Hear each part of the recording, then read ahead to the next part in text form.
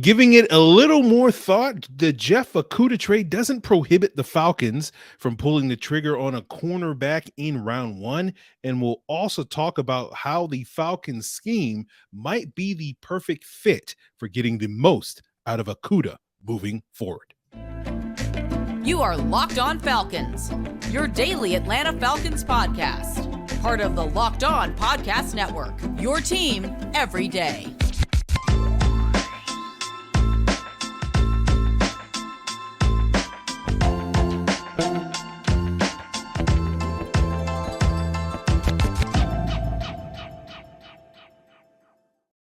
So, guys, you know me. I'm Aaron Freeman, a.k.a. Mr. Drew, a.k.a. Sirius Black, and, of course, the humble host of this illustrious Locked On Falcons podcast, your daily Atlanta Falcons podcast, part of the Locked On Sports Atlanta podcast family, your team every day. And today's episode of Locked On Falcons is brought to you by FanDuel Sportsbook, the official sportsbook of the NFL. Make every moment more by visiting FanDuel.com/LockedOn to get started.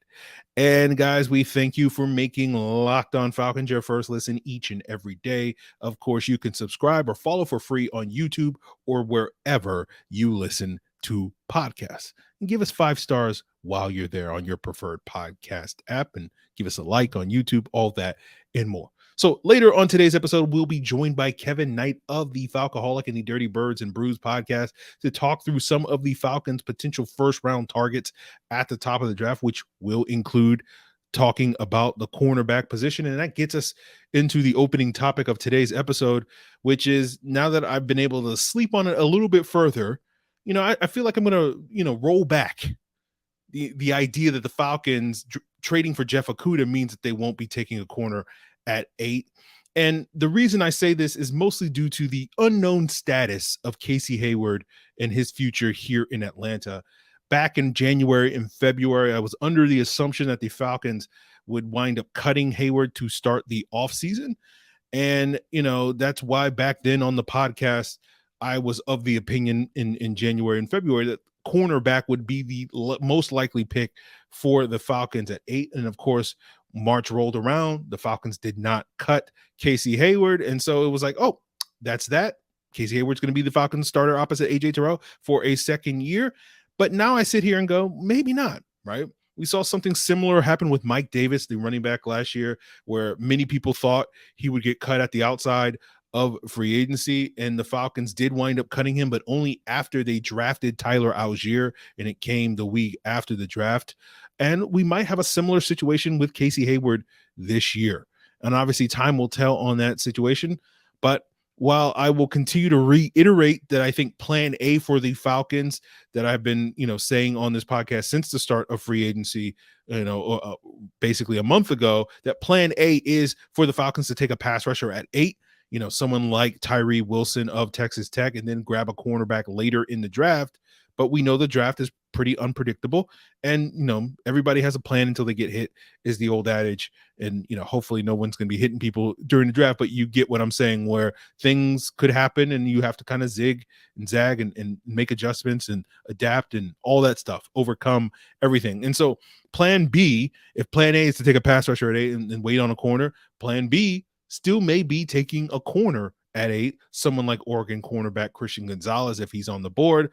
And we could see, if that was the case, the Falcons cut Casey Hayward after the draft, similar to Mike Davis, and they would roll with Gonzalez and Okudah competing for that starting spot opposite AJ Terrell. And so let's just say, and I'm pulling these numbers from my butt, so, light a candle or something like that. But let's say there's like a 28% chance that the Falcons take Christian Gonzalez at 8 before the Okudah trade, right? Those would be the odds that I pulled out of my rear end before the Okudah trade. And while I will reiterate what I said before, which is that those odds, that number has decreased, I probably wouldn't be as gung-ho saying it's decreased by a lot today after sleeping on it. And let's say it went from 28% to say 25% or something like that, rather than when yesterday's episode, the implication of how I was talking about it was like it went from like 28% to like 12% or 10% or even lower on yesterday's episode. So I'm backing off a little bit on that. And so again, I think the Falcons would prefer to go edge rusher or pass rusher at 8 with someone like Tyree Wilson, someone like Jalen Carter of Georgia. But going back to a conversation I had previously on the podcast where I kind of narrowed down the Falcons draft board to 5 most likely options for them at 8, which included Wilson, Carter. Those other 3 options to me were defensive end Myles Murphy of Clemson, Texas running back Bijan Robinson, and Oregon corner Christian Gonzalez. If those 3 guys, Murphy, Robinson, and Gonzalez, are still on the board, I still think probably the Falcons would take Gonzalez over those other 2 guys if that is the case. But we'll just sort of have to see if that expectation is the correct one. And obviously, we got another couple of weeks, so may wind up, changing my opinion again. I slept on it a little bit further. I got even a better night's sleep, and I have a different opinion. So we'll just sort of have to see how it all plays out. But with that in mind, we'll get further into the discussion of what the Falcons' first-round targets could look like with Kevin Knight of the Falcoholic. And full disclosure, we did record this. We finished recording this about 20 minutes before the Okudah trade news dropped. So understand that this entire conversation is without knowing that Jeff Okudah is playing for the Atlanta Falcons. But I still think the nuggets that Kevin provides are worth still applying here. And then after that, we'll talk about Okudah and his potential scheme fit and why he's not sort of your typical reclamation project as we continue today's Locked On Falcons. But guys, if you're looking for a delicious snack and you don't want to have to deal with all the sugar and calories that come with it, and normally you probably be like, no, I don't want to deal with that because the sugar and calories is where all the flavor is. But what if I told you that you didn't have to compromise on taste if you could get something healthy and delicious? And that impossible creation is Built Bar, the protein bar that tastes like a candy bar. It's covered in 100% real chocolate, but it's low in sugar, calories, and has a whopping 17 grams of protein. It comes in flavors like churro, peanut butter brownie, coconut almond, cookies, and cream. And for years, I've told you guys to head on over to built.com to pick yourself up a box. And you can still go there to check out their new and specialty flavors. But more importantly, you can now go to your local Walmart or Sam's Club. That's right. Head to your nearest Walmart, walk to the pharmacy section, grab yourself a 4-bar box of cookies and cream or double chocolate. And if you're at Sam's, run in and grab a 13-bar box of brownie batter or churro. You will thank me later. All right, everyone, we are back with another illustrious guest. He is none other than Kevin Knight, who covers the Atlanta Falcons for the Falcoholic, the SB Nation website for the Atlanta Falcons. And you can check him out daily, weekly, whenever he is available on 2 separate podcasts, the Falcoholic Live, which you can, of course, find on YouTube weekly, and the Dirty Birds and Brews podcast, which you can subscribe to on whatever your preferred podcast platform is. Kevin, my friend, welcome back here to Locked On Falcons. Yes, good to be back. It's been a little bit, I guess. I know we hung out at the Senior Bowl. We got to connect in person, and apparently I'm thought to be shorter and you're thought to be taller, but Aaron actually is very tall. So that is 100% true for those that were wondering that detail. Yeah. That's the biggest thing that we took away from the Senior Bowl. Not Keon White and Tomi Adebawore or any of those guys. It was how tall are the people that cover the Falcons? That's really the number. That's one. What the people want. Yes. Yeah. Is that person 5'11" or is he 6'1"? What's going on with that? But we are here to talk about probably a couple of people that are probably a little bit bigger than 5'11" and 6'1" on today's episode. And Kevin's going to be here telling me about some of his preferred targets for the Falcons, not only in the first round, but second round, as well as heading into day 3 of this draft. But Kevin, of course, everybody knows that those other rounds are mythological. They don't exist. It's all about who you get in the first round, with the Falcons having the 8th overall pick. I'm just curious, give us a player or 2 that you think should be at the top of the Falcons board. Yeah, I go to like 3 spots that I strongly consider. And I think the first one, of course, is edge. And that's what a lot of fans are sort of obsessed with fixing, because the Falcons did have the worst pass rush in the NFL over the last 2 years by far. So it makes a lot of sense that you want to get a big talent infusion there at edge rusher. I don't think there's a lot of there's a lot of depth, but there's not a lot of guys I would really take in the top 10 at that spot. But I do think the one you're probably circling is Tyree Wilson, because I think this is the type of guy that Ryan Nielsen would just love to get his hands on. The big, long project. And I think Nielsen is very comfortable taking that type of player, whereas I probably wouldn't have been comfortable with our previous coaching staffs at taking a swing on somebody like that. Nielsen has a very good track record of developing those type of players. So I also think having someone like Calais Campbell in the building is a perfect mentor for Tyree Wilson. I mean, if you're Tyree Wilson, you're probably hoping your ceiling is Calais Campbell. So Tyree Wilson, for all that he has to do and develop as a pass rusher, he is a day one high-end run defender on the outside. And that duo of Calais Campbell and Tyree Wilson would give the Falcons a really nasty run stopping front. If they wanted to get their big boys out there with Eddie Goldman and those two guys, Calais Campbell and Tyree Wilson, that's a pretty nasty group. And I think they'll develop Wilson and hopefully maybe Calais Campbell will be back next year, maybe not, but ideally you'd have Wilson ready to move into that role going forward. So that's one. Again, who knows if he'll be there. I mean, his stock is all over the place. From he's going to go ahead of Will Anderson, who I know, you're probably in support of that, but don't tell the Bama fans, they'll come out. Yeah, exactly. Or he could go he's probably not going to go much lower than 10 to 12, but it could be a little bit after the Falcons. It could definitely be before. So that one is one where if he is on the board, I think they'll be really tempted. The most likely spot I think is corner, simply because I think there's two blue chip corners in Christian Gonzalez and Devon Witherspoon. And I think both of those guys would be very tempting at 8 and would be good value. I'm not sure what flavor they'll prefer. I think one of the two is definitely going to be there. Maybe both will be there depending. If Tyree Wilson's gone, they'll probably both be there, but I don't know. So I don't know if the team will prefer Witherspoon, the more pro-ready guy, the nastier guy, or Gonzalez, the more prototypical guy. If they're going to play a lot more man coverage, which is sort of what I suspect, then they may prefer Witherspoon, and that may shock some people, but I don't think it's outlandish at all. I think it sort of depends on your preferences, but corner is certainly one. And then of course, Bijan Robinson is the other guy, right? Just because you can't really this regime has made it clear that they don't care what anybody thinks. And Bijan Robinson has a clear case to be the best player on the board. And this is a run heavy offense, and an offense that has shown that they're very willing to use their running backs creatively. People were really impressed with how Arthur Smith has utilized Cordarrelle Patterson's sort of unique skill set. And in Bijan, you're getting maybe a prime Cordarrelle Patterson, who's also a much better running back than Patterson was, especially early in his career.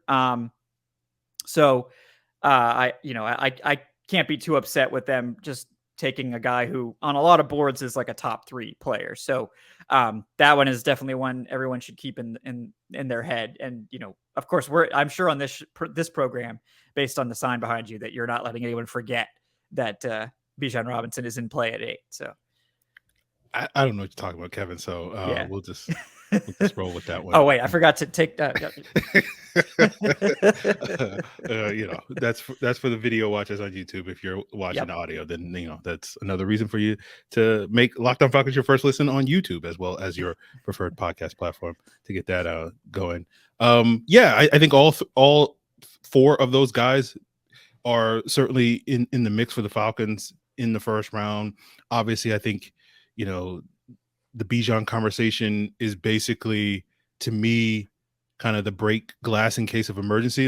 If that top defensive player, whether it's an edge rusher or a cornerback, is not there, I think, that's really the scenario where Bijan really does become a serious contender for the Falcons at 8. And I think, while I'm probably, I'm pretty high on Devin Witherspoon, I just sort of, my one question is, will the NFL see him like that based off of history, where typically those guys that go at 8 or higher typically tend to be a little bit bigger and longer than him. So but he's certainly a very good player. And so it'll be interesting to see where the Falcons fall on those various players at the top of the draft.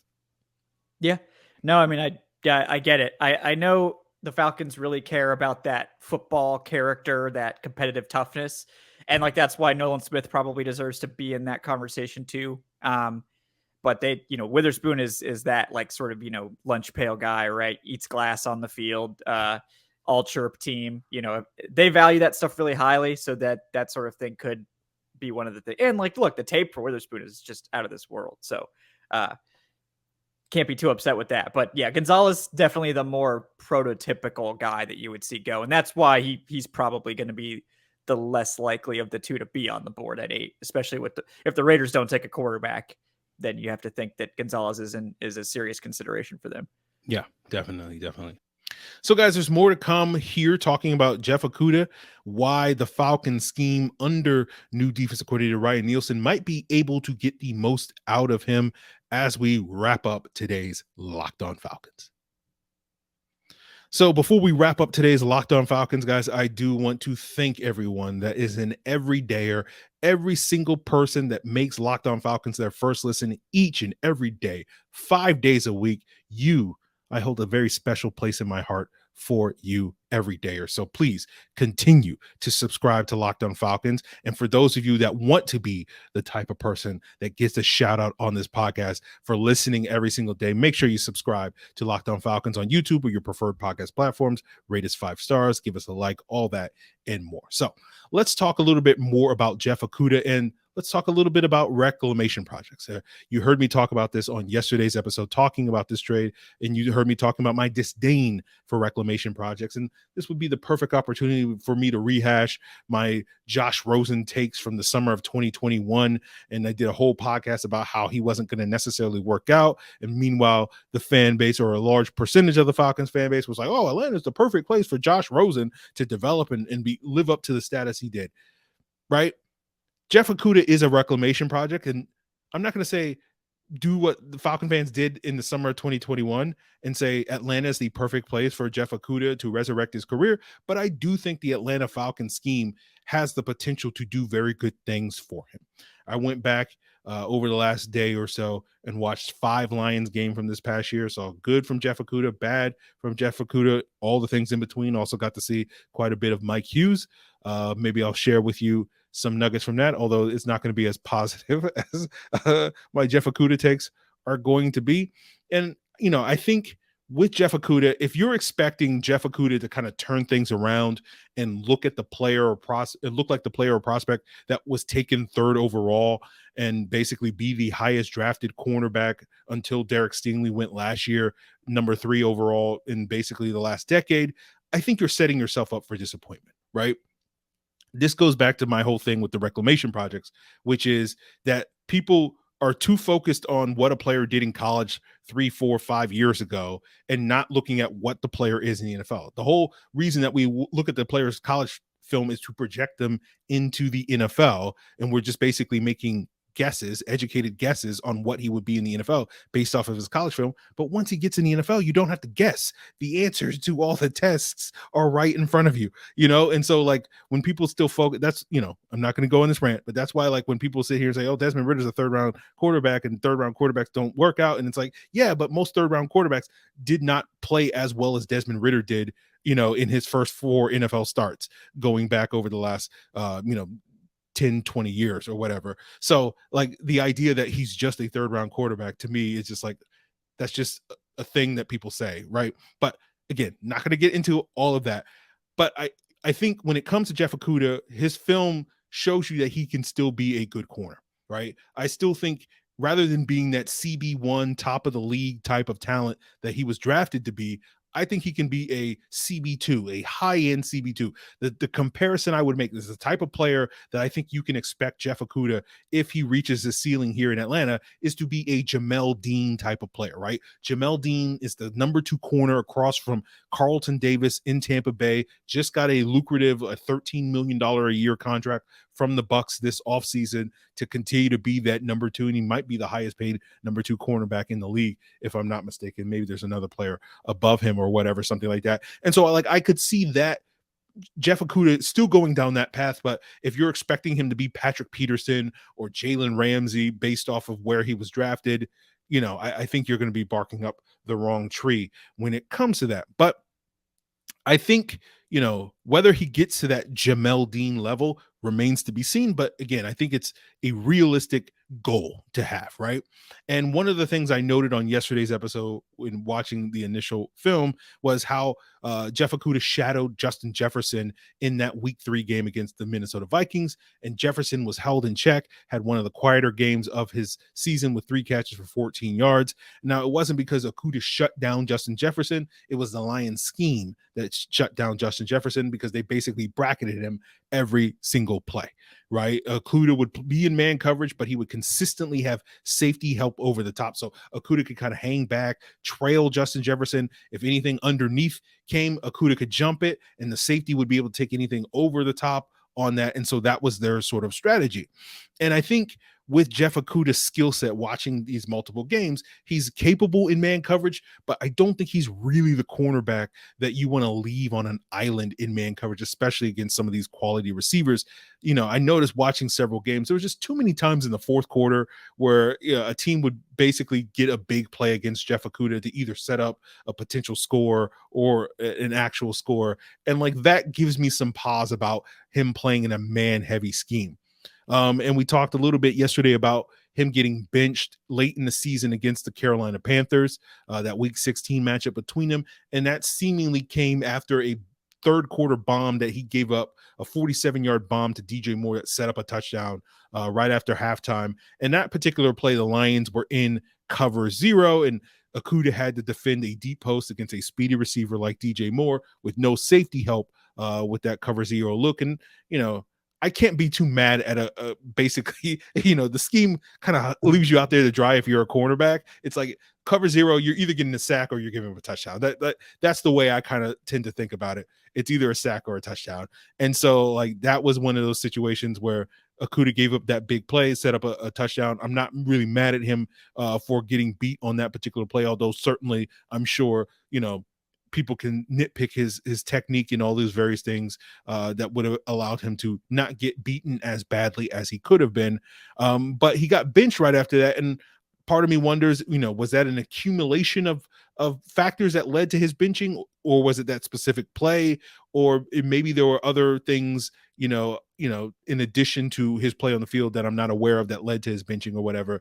But even though that play wasn't entirely his fault, again, there was too many instances on his film where I just couldn't fully trust him on an island in man coverage. But I don't know if the Falcons are going to be asking him to be stuck on an island in man coverage. Now, one of the things we've talked about with the hiring of defensive coordinator Ryan Nielsen is that the expectation that the Falcons will play more man coverage this year, but it's really about the type of man coverage that the Falcons are going to play. And I only have the numbers from that Matt Bowen of ESPN posted on Twitter in November, so only about halfway through the season. But I imagine in the second half of the season, these numbers aren't too off the mark on what the entire season. We'll have to sort of see if further numbers come out later this offseason. I know PFF and Football Outsiders will often, later in the spring and in the summer, drop some of these coverage stats about how different teams use coverage later on. But what was notable about Matt Bowen's numbers from November was that the Saints, something that we've talked about before in the podcast, were a team that used a lot of cover 2 man, the most in the NFL. About 20%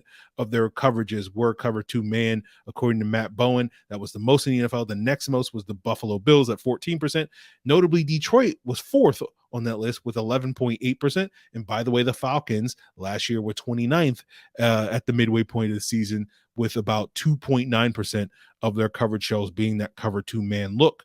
And it makes sense that Detroit would play this style of coverage, given that their defense coordinator, Aaron Glenn, was previously with the Saints before joining the Lions. And for those of you not familiar, what is cover 2 man? It's basically when you have 2 high safeties, you play man under. It's often called 2 man under, right? And that means that the 5 underneath defenders, typically 3 corners and 2 linebackers, are in man coverage, right? And this is another coverage shell where you're rushing 4 in this instance. And it's kind of the defining characteristic of the Saints, the Dennis Allen-led Saints defense, is that they're going to be the team that plays a lot of cover 2 man. And to me, the Okudah trade kind of confirms that, the expectation with Ryan Nielsen porting that over from New Orleans, that the Falcons will be moving in that direction. So I'm expecting the Falcons to dial up their cover 2 man, whether you want to call it cover 2 man under, cover 5, whatever you want to call it. For me personally, those terms are pretty much interchangeable. So if you hear me referring to it as any of those 3 terms, cover 2 man under, or cover 5, that's what I'm referring to. And I think that's the perfect coverage for Okudah, because as I indicated earlier, that's kind of what he was doing in that Minnesota game against Justin Jefferson, right? Where he was playing man coverage. With safety help, he could be very aggressive at the line of scrimmage. That's something that Okudah is very good at with his size and his length, to be able to jam receivers at the line of scrimmage, use that length, use that physicality to be aggressive, knowing that he has safety help over the top, right? And so that allows him to be more aggressive. And to me, it's not a coincidence that Jeff Okudah looked better this year and healthy, in part due to being healthy this year, but looked better in Aaron Glenn's scheme in 2022 than he did in Matt Patricia's scheme in 2020 before he got hurt, right? Where Matt Patricia is playing cover 1, single high safety, having Daron Harmon as that single high safety, and Aaron Glenn is playing more cover 2 man and whatnot, so that he gets consistent help, because in cover 1, that single high safety can't always cover, especially if it's someone like Daron Harmon, who doesn't have elite range, as Falcon fans are certainly familiar with. And that's what we're hoping we're going to have when we do play cover 1, with Jesse Bates having that that safety with that elite range to be able to cover up some of those mistakes when the Falcons play cover 1, but also that ability when the Falcons play cover 2. And one of the things we've talked about with the addition of Jesse Bates is that it's going to allow corners like Jeff Okudah, Casey Hayward, and or AJ Terrell to be a lot more aggressive at the line of scrimmage. And I think that plays to Jeff Okudah's strength. So having that rangier ball hawking free safety in cover 1 or cover 2, I think is going to benefit Jeff Okudah greatly. And to me, we can sit here and speculate about the Falcons scheme fits and whatnot. And it's going to be fascinating over the next several weeks as the draft unfolds, to kind of piece together how the Falcons are going to play defensively this year. Because we can speculate a lot about things, right? Like I can speculate about Casey Hayward's status, right? Part of the reason why I thought he would get cut is because he spent the bulk of his career playing as a cover 3 zone corner rather than, a cover 1 man cover corner like we're expected to play, or a cover 2 man cover corner. Although he's always been effective in man coverage, he's just never been in a scheme that you really ratcheted up the man coverage. So that's a factor in Hayward's status. We could also talk about Casey Hayward, moving inside to the nickel spot, a spot that he did start his career playing out when he was with the Green Bay Packers, but since he left Green Bay back in 2015, has not really played. Is that really an option for the Falcons, to move a player back to the slot where for the first time in 8 years with Casey Hayward? Maybe, right? I've heard talk that Jeff Okudah potentially could play in the slot as well. And it's kind of similar a little bit. You get some same vibes. I talked about this on yesterday's episode, watching Jeff Okudah's film with Isaiah Oliver, right? Very good physical run defender. And that's one of the things we talked about with losing Isaiah Oliver and going to someone like D Alford, where you're going to lose a little bit more beef in the run support, because playing nickel, you're subbing out a linebacker, you're putting in a corner, and so you need that nickel corner to be a force in run support. And while Alford is not lacking in that regard, just because he's 175 pounds means you're giving up something when you're comparing that to an Oliver or an Okudah who's 200 plus pounds. And so, if you want to get a glimpse of how effective Okudah is against the run, go watch the Dallas Cowboys game. He was a force against the run in that game. And so part of me wonders, you could tinker with that idea a little bit of having Okudah play inside as opposed to outside. And of course, we can always talk about, what if the Falcons were to draft a Christian Gonzalez at 8, or in contrast, Devin Witherspoon, the Illinois corner, at 8 instead, what would that indicate about their scheme, right? I do wonder a little bit about, if Witherspoon is as good in man coverage as he's built to be, but that's a conversation for a later date. And so I have all these half-baked ideas and thoughts rattling around my head. Some of these things just little tidbits and here or there that is like, okay, once we get to the draft, we'll have a firmer idea of what the plan is for the Falcons defensively. Could they be playing 2-man under? Could they be doing that instead of using nickel? Do they do that with dime, right? Because as we talked about with how you play 2-man under, right, you're going to have your 3 corners and 2 linebackers in man coverage. That's not really the strength of Caden Ellis, right? On third downs, you want Caden Ellis to be rushing the quarterback. So one thought would be, hey, let's let Caden Ellis rush the quarterback in that situation, and let's play dime with that 2-man under look, bring in the 6th defensive back that can replace Caden Ellis in coverage. And do you get like a sort of a hybrid safety linebacker dime type of player to fill that void? And that's something that the Falcons may pull the trigger on in the draft. All these possibilities are out there, and that's why the last 2 weeks before the draft are kind of the hardest to get through, because you were so close, but you're so far, and you just kind of like what are we going to look like, right? Rather than, you want to get what the team actually is going to look like, rather than speculating about all the endless, infinite possibilities of which directions they could go. And so we will continue to speculate for the next couple of days in the lead up to the draft. We still have more QB content from Mark Schofield. We only have aired parts of the conversations I had with Kevin Knight of the Falcoholic and Scott Kennedy on the last 2 days of contest. So there's more to come with that. I also have another guest coming up with Savion Mixon of Blogging Dirty. We'll be airing that conversation in the coming days, where he looks at various players he would like to see the Falcons target, possibly a linebacker, safety, hybrid type or something like that. So we have plenty more guests to come over the coming 2 weeks. So continue to make Locked On Falcons your first listen. And when you do make Locked On NFL Scouting with the Draft Dudes your second listen, check out Kyle Krabs, Joe Marino, breaking down what it takes to build a successful NFL franchise. They just did an episode breaking down this Okudah trade for both the Lions and the Falcons, and how revisiting that 2020 draft to sort of look how the top of that draft would go. So go check that out. Locked On NFL Scouting with the Draft Dudes on YouTube or wherever you get your podcast. Is all part of the Locked On Podcast Network, guys. Your team every day.